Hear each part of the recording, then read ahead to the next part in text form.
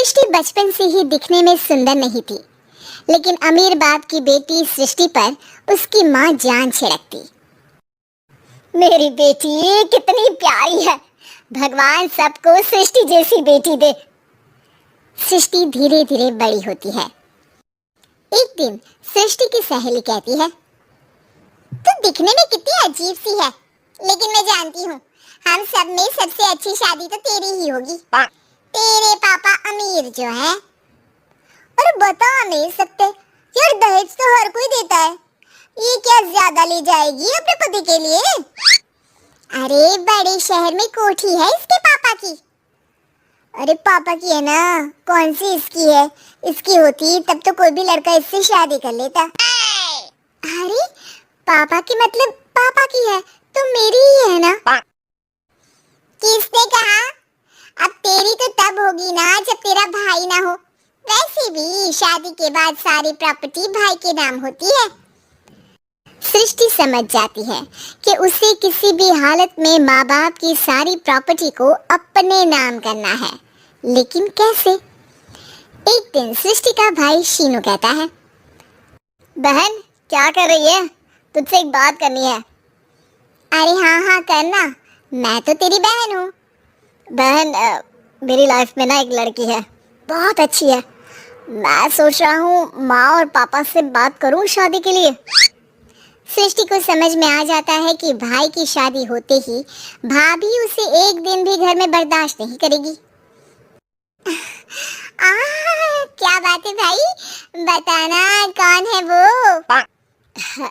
यार वो बहुत अच्छी लड़की है, पढ़ी लिखी है, मेरे साथ जॉब भी करती है। बस एक प्रॉब्लम है।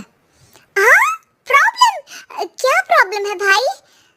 यार वो शादीशुदा है, लेकिन उसके पति ने उसे सिर्फ इसलिए छोड़ दिया क्योंकि उसके माँ बाप दहेज नहीं दे पाए। सृष्टि ये सुनकर न जाने क्यों खुश हो जाती है। अरे भाई तो क्या हुआ, लड़की तुझे तो पसंद है ना? शीनू को लगता है कि बहन उसे समझ रही है। वो इस बात से अनजान होता है कि उसकी बहन की मंशा पूरा घर हड़पने की है। सृष्टि अपनी माँ से कहती है, मम्मी मुझे तो बहुत चिंता है, पता है शीनू क्या कर रहा है?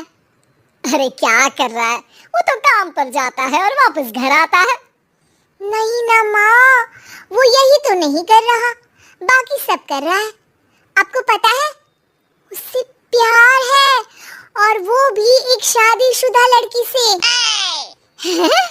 ये क्या हो गया, मैं सोसाइटी में क्या मुंह दिखाऊंगी? अरे तेरे पापा तो यही कहेंगे कि मैंने ही उसे बिगाड़ दिया है। माँ देखो मेरी बात मानो, पापा पर भी विश्वास करने की जरूरत नहीं है। अब आप ही बताओ, पापा इतनी देर घर के बाहर रहते हैं क्यों, बोलो? अरे बेटा वो तो नौकरी करते हैं ना। तू बहुत भोली है माँ, पापा का ऑफिस तो 7 बजे खत्म हो जाता है, लेकिन देखो कितनी देर से आते हैं। अरे नहीं नहीं बेटा, ऐसी कोई बात नहीं है। सृष्टि माँ को एक औरत से बात करते पिता की फोटो दिखाती है। देखो माँ कैसे हैं पापा, मैं ना कहती थी कि पापा सही नहीं है। मैं तेरे पापा से बात करूंगी, दे फोटो मुझे। ओ माँ वो तो डिलीट हो गई। लेकिन चल तूने तो देख लिया ना, पापा से बाद में बात कर लेना, और हाँ मेरा नाम बिल्कुल मत लेना। हाँ माँ। अब क्या था, सृष्टि के माँ और पिता के बीच झगड़ा होना शुरू हो जाता है। सृष्टि के मन में क्या चल रहा था कोई नहीं जानता था। एक दिन माँ सृष्टि के लिए एक लड़का देखा है, वो लोग शाम को उसे देखने आने वाले हैं। और हाँ माँ एक खुशखबरी, मैं और पापा मिलकर एक नया बिजनेस ट्राई कर रहे हैं। शाम को लड़का आता है, सांवले रंग का। सृष्टि को तो बिल्कुल भी पसंद नहीं आता। लड़की की माँ कहती है, लड़की का चेहरा तो कोई खास नहीं, लेकिन अगर मेरे बेटे को आप लोग सेटल कर दें तो मैं उसकी शादी आपकी बेटी से करवा दूं। सृष्टि को लड़का बिल्कुल पसंद नहीं था, उसे भाई पर गुस्सा आ जाता है। लड़के वालों के जाने के बाद कहती है, माँ देखा शीनू मेरे लिए कैसा लड़का लेकर आया, न दिखाने लायक न सुनने लायक, सेटल भी नहीं, वो भी हम करे। अरे माँ मैं जानती हूँ ये मेरी शादी किसी भी घर में क्यों करवाना चाहता है?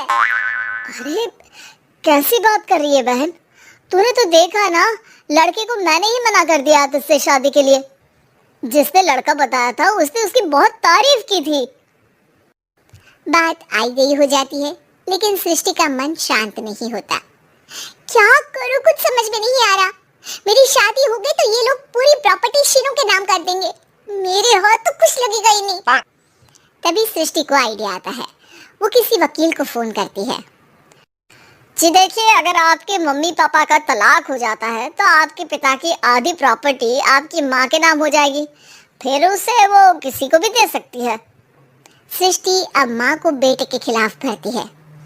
माँ, शीनू पर नजर रखा करो, वो जिस लड़की के प्यार में है ना वो शादीशुदा है। यहाँ आएगी, सारा पैसा रुपया जमीन जायदाद सब हड़प लेगी। पापा का भी हाल तुमसे छुपा नहीं है। ऐसा ना हो कि मैं और आप एक दिन सड़क पर भीख मांगे। हे भगवान, मैं तो जीते जी मर जाऊंगी अगर ऐसा हो गया तो। ऐसा हो गया नहीं माँ, ऐसा ही होगा। अभी समय है, आगे का सोच लो। मैं तो कहती हूँ पापा से आधी प्रॉपर्टी लेकर अलग हो जाओ। पापा की आधी प्रॉपर्टी भी हम लोगों को अगर मिल जाती है ना तो अगले 7 जन्म सफल समझो। बेचारी माँ बेटी के कहने पर पति से तलाक लेकर अलग हो जाती है। सृष्टि अब पैसों से गाड़ी और अपने दूसरे महंगे शौक पूरे करने लगी। उसके दोस्त भी उसके पैसे इस्तेमाल करते। सृष्टि, कल तुम कहाँ थी? मैं सारा दिन घर पर अकेली थी। तो मैं क्या करूं? मैंने ठेका तो नहीं लिया है ना तुम्हें संभालने का। माँ को सृष्टि से ये उम्मीद नहीं थी। वो बैठकर रोने लगती है। वहीं उसका पति यानी कि सृष्टि के पिता आ जाते हैं। मैं जानता था कि तुम्हारा यही हाल होगा, तो आपने मुझे रोका क्यों नहीं? मैं रोकता तो तुम रुकती क्या? सृष्टि के कहने पर तुमने मुझ पर अपने बेटे पर शक किया, लेकिन तुम ये भूल गई कि कैसे हम दोनों ने मिलकर जीवन में इतना सब खड़ा किया। माँ पति के गले लग जाती है। मुझे माफ कर दीजिए, मैंने आपकी कमाई का एक बड़ा हिस्सा गवा दिया। कोई बात नहीं, तुम साथ हो तो मैं ऐसी 7 प्रॉपर्टी खड़ी कर दूंगा। तभी वहाँ सृष्टि आ जाती है रोते हुए।